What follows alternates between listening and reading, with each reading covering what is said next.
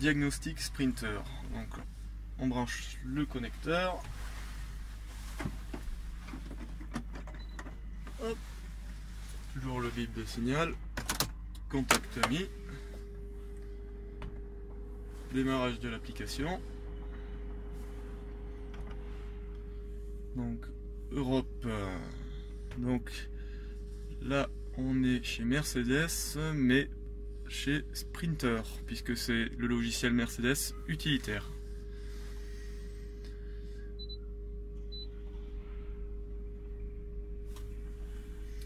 Alors, sélection manuelle, Sprinter.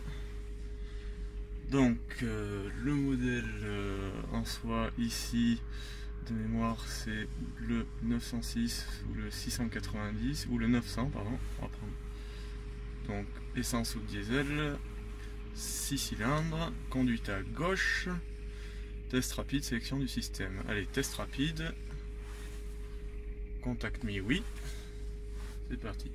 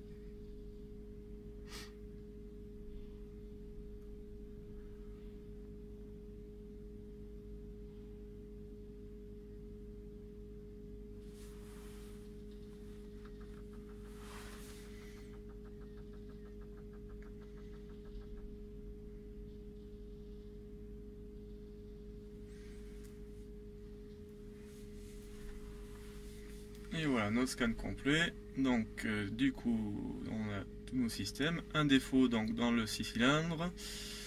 Un défaut au niveau du ZS, commutateur d'allumage électronique. Donc on a les abréviations constructeurs toujours et la définition. Donc voilà, donc toujours pareil, on peut éditer un rapport des défauts.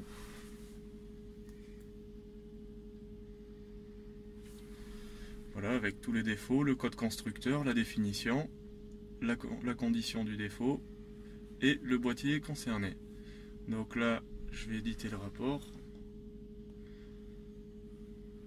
l'enregistrer.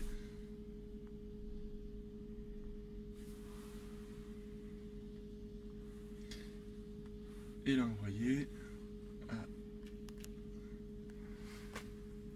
SAV.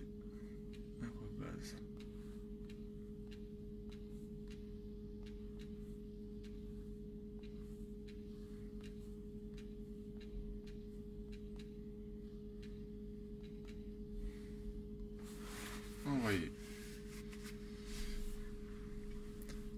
C'est parti, le rapport est envoyé à l'assistance.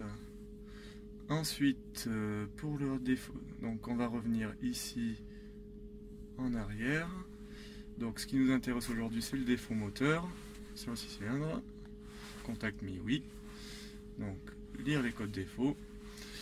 Donc vanne de recyclage des gaz d'échappement Y2711, signal du positionneur défaut intermittent.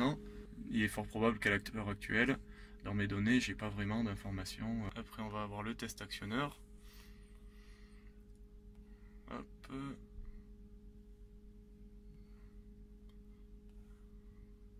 par exemple, ici, l'actionneur du papillon ou de gaz d'échappement. Ok. Position EGR 5%. Donc, voilà. Là, on fait le test. On passe à 75%. 10%.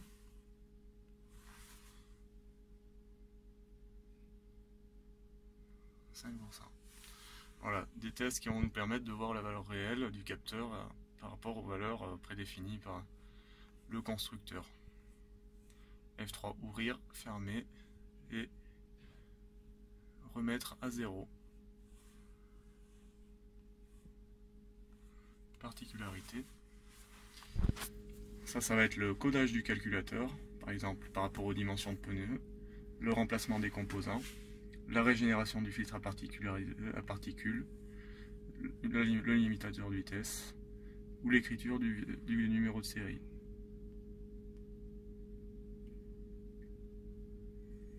Effacement des codes défauts en un clic, et là on va effacer l'ensemble des défauts des calculateurs après réparation.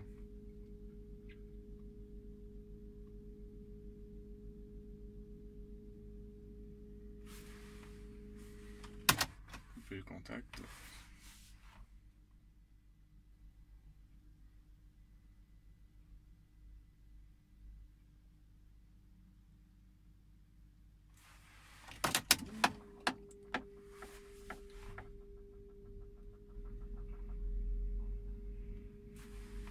Effacement des défauts terminé.